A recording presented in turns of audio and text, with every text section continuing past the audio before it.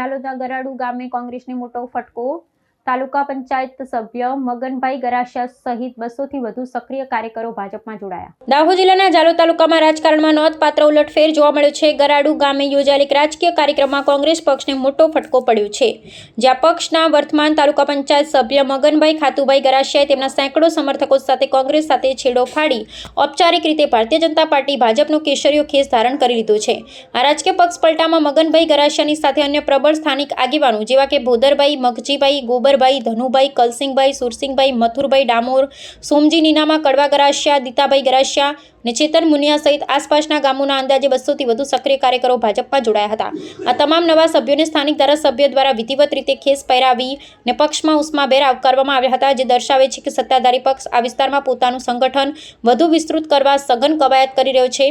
ઝાલોદ અને આસપાસના પંથકમાં સ્થાનિક સ્તરે પ્રભુત્વ જમાવવાની દિશામાં ભાજપ માટે આ ઘટના અત્યંત લાભદાયી સાબિત થઈ શકે છે।